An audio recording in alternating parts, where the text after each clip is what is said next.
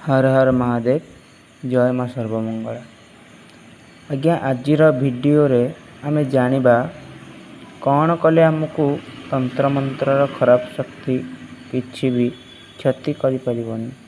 तंत्र मंत्र आज्ञा पूजा पाठ न करुथुवा व्यक्ति उपरे तीव्र बेगर प्रभाव पाई थाए। मन रखंतु जो माने पूजा करती नहीं, जो माने तामसिक भोजन बेसी करती से तंत्र प्रभाव खूब शीघ्र आरंभ होगा लगे एवं गभीर प्रभाव पकाए। मानसिक पर मानसिक स्थिति बहुत गभीर प्रभाव पकाई थाए। व्यक्ति बाउली चाउली हवा, भूत प्रेत जिनिस स्वप्न देखा जिबा, एका एका रहिबा, ए भली भाव व्यक्ति उपरे तीव्र प्रभाव पकाई थाए। किंतु तांकठारे कौन पाइते प्रभाव पकाई थाए तंत्र, कारण कौन सी प्रकार सकारात्मक शक्ति पूजा पाठ करुवा लोकों पाखे अल्प थाए बा न थाए कहले भी चले। से तंत्र प्रभाव खूब शीघ्र आरंभ होता है जदि कि तंत्र करें। किंतु यार मान नुहे जे जे पूजा करुथिबो ता उपरे भी तंत्र हुएनी। ये तो पूजा करुची आम उपर तंत्र हेनी, से पूजा करनी बोली तापर हो कथा नुह। आज्ञा पूजा अर्थ केवल धूप दीप फूल चंदन नुहे। पूजा समय केवल ठाकुर को धूप दीप आउ फूल चंदन देवा यथेष्ट नुहे। यह द्वारा आपण सकारात्मक शक्ति बढ़नी, कारण आम समस्त चारिपाखे आम समस्त चारिपटे प्रत्येक व्यक्तिर चारिपटे गोटे आभा मंडल थाए, औरा थाए, गोटे सुरक्षा बलय थाए। कार कार ये अत्यंत प्रभावशाली थाए, मजबूत थाए, तो कार कार अल्प प्रभावशाली थाए। तेबे पूजा करुथुवा व्यक्ति उपरे तंत्र प्रभाव अल्प देखा दी थाए। यही प्रभाव आपण को पूजा उपर आज्ञा निर्भर करे। यदि आपण पूजा समय हनुमान चालीसा, माँ मंगला सर्वमंगला स्तुति, देवी माँ कवच आदिर पाठ करती, तेबे ही आपणकर चारिपटे थिबा सुरक्षा बलय शक्तिशाली हेबा फल कौन सी खराब शक्ति आपण को क्षति करि पारि न थाए। मेन हूँ आज्ञा आपण पूजा समय स्तोत्र पढ़ंतु, हनुमान चालीसा पढ़ंतु, मंगला स्तुति पढ़ंतु, दुर्गा स्तुति पढ़ंतु, देवी कवच पढ़ंतु। यह पाठ करिया द्वारा यही मंत्र शक्ति आम सुरक्षा बल को मजबूत करिथाए। आज्ञा केवल धूप दीप देवा द्वारा आपणकर आभामंडल आपण सकारात्मक शक्ति बढ़ोनी। आज्ञा से कथा नुह। आपण को हनुमान चालीसा, माँ मंगला स्तुति, दुर्गा सहस्र नाम यही सब पाठ करने आवश्यक। तेबे आपण को सुरक्षा बल को कौन सी बाह्य शक्ति ही दरकार। से शक्ति आपड़ हनुमान चालीसा पढ़ा द्वारा पाइपर, माँ मंगला स्तुति करने द्वारा पाइपर। देवी कवच आज्ञा अत्यंत प्रभावशाली होची देवी कवच, कारण ये आपण को माँ दुर्गांकर नवदुर्गा एवं अन्य देवी माँ माने आपण शरीर थिबा समस्त अंग को रक्षा करते। मु गत वीडियो रे गोटे कही एवं यही पाठ केमी करूँ हनुमान चालीसा किंबा देवी माँ कवच ये भली पाठ करेंगे। मुझे कही आपण निकट में गोटे जल पात्र रखिए, तापर पाठ करेंगे।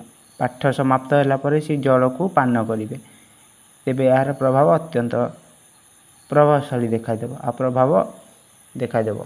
तेबे तेबे यह करने द्वारा आपण चारिपटे थिबा सुरक्षा बलय बा आभा मंडल औरा मजबूत होगा फल कौन सी भी खराब शक्ति, जेकोसी खराब शक्ति आपण को क्षति करि पारिबो नाही। सी आपण आभा मंडल भितर को प्रवेश करने पूर्व नष्ट हो जिवो।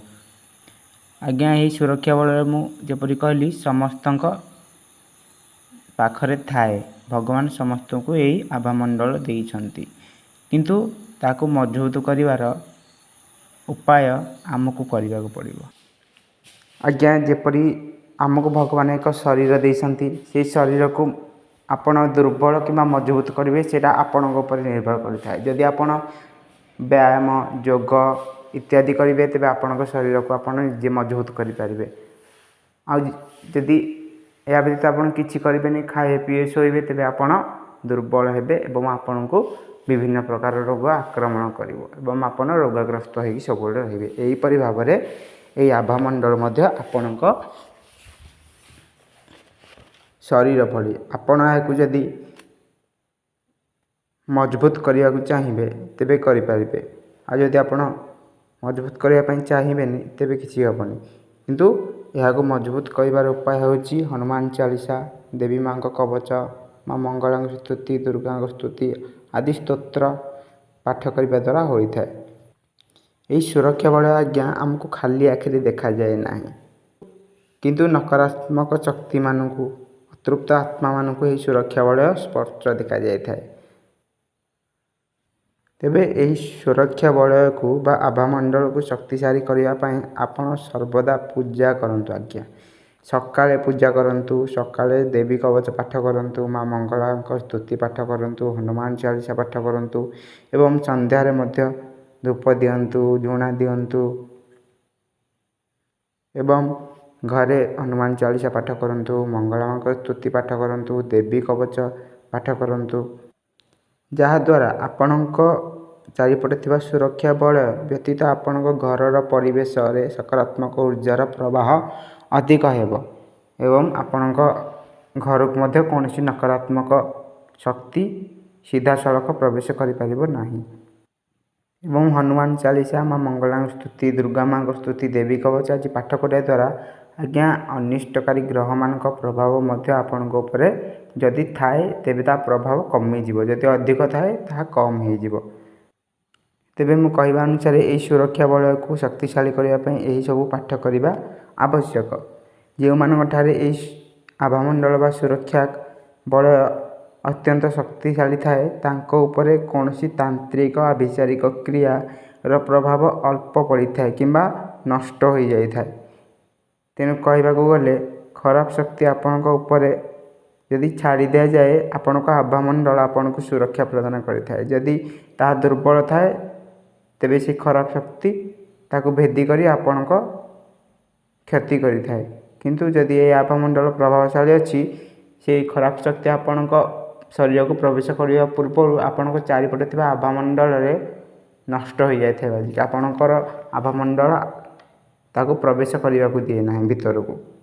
जदि आपण सर्वदा सकाळे एवं संध्यारे पूजा करती एवं हनुमान चालीसा माँ मंगला स्तुति दुर्गा स्तुति देवी कवच आदि को पाठ करती तेबे आपण उपरे तंत्र खराब प्रभाव अल्प पड़िबो किंबा नष्ट हो जिवो कारण आपण आभामंडल धीरे धीरे उज्ज्वल होबाक लगे शक्तिशाली होबाक लगे जहाँ को कि कौनसी निम्न धरण शक्ति प्रवेश करिपारिबो नाही एवं ताकू नष्ट करी आगुकू ताकू भेदी आगुकू जाई पारिबो नाही। आज्ञा यही उपायटी विश्वास सहित कले कौन सी खराब शक्ति आपणक ऊपर प्रभाव पकाई पारिबो नाही।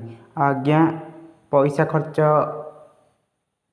तो समस्ते करते किंतु कौन सी नकारात्मक किंबा कौन सी घरे कि नजर पकेला कि तंत्र कला एथिपाई आपण पैसा तो खर्च करेंगे कौन तांत्रिक पाखक जी किंतु माने ना कि सब तांत्रिक माने प्रकृत तांत्रिक होथब किए भी भंड अच्छा आजिकल ये पैसा नहीं जाती लुटिकी आपको मिछ कथा कहीकि तेणु प्रथम आप निज उपर विश्वास रखी धैर्य धरी यही सब पाठ को निज घरे करूँ सब पूजा करूँ सब धूप दिंतु दीप दिंतु भगवान को चरण में प्रणाम करूँ स्तुति पढ़ु हनुमान चालीसा पढ़ु दुर्गा कवच पढ़ु इत्यादि पाठ करूँ। प्रथम आप निजक एवं निजर घरर परिवेश को सकारात्मक करूँ आज्ञा कारण आपण घर जदि सकारात्मक ऊर्जार प्रभाव बहुत हे तेबे आपण घर को नकारात्मक ऊर्जार प्रवेश करने संभवपर नुह। आदि आप खाली धूप दीप इत्यादि देवे तेबे आपण भगवान को तो पूजा कले किंतु आपण पाखरे से शक्ति अल्प न रही चलो कारण निजर आभामंडल एवं निजर चतुर्दिग परिपार्श घर चारिपाख सकारात्मक रखा आपण को यही सब पाठ करने को पड़ो कारण नकारात्मक ऊर्जा सकारात्मक ऊर्जा ପାଖରେ ବେଶୀ ସମୟ ରହିପାରେ ନାହିଁ। କିନ୍ତୁ ଯଦି ଆପଣଙ୍କ ଘରେ ଏହିସବୁ ଆପଣ ନ କରିବେ ତେବେ ଆପଣଙ୍କ ଘରକୁ ନକାରାତ୍ମକ ଊର୍ଜାର ପ୍ରଭାବ ପଡ଼ିବ। କାରଣ ସକାରାତ୍ମକ ଆପଣଙ୍କୁ ନିଜେ କରିବାକୁ ପଡ଼ିବ, କିନ୍ତୁ ନକାରାତ୍ମକ ସେ ଆପେ ଆପେ ଚାଲିବ। ଯେଉଁଠି ସକାରାତ୍ମକ ଊର୍ଜା ନାହିଁ ସେଇଠିକି ସେ ଚାଲିବ। ତେଣୁ ଏହି ଛୋଟିଆ ଉପାୟଟିକୁ କରନ୍ତୁ ଏବଂ ନିଜକୁ ସକାରାତ୍ମକ ରଖନ୍ତୁ। ଭଗବାନଙ୍କ ଚରଣରେ ସବୁବେଳେ ମନ ଦିଅନ୍ତୁ। ଆଜ୍ଞା ଆପଣଙ୍କୁ କୌଣସି ତାନ୍ତ୍ରିକ ଅଭିଚାରିକ କ୍ରିୟା କିମ୍ବା କୌଣସି ଖରାପ ପ୍ରଭାବ ଆପଣଙ୍କ ଉପରେ ପଡ଼ିବ ନାହିଁ।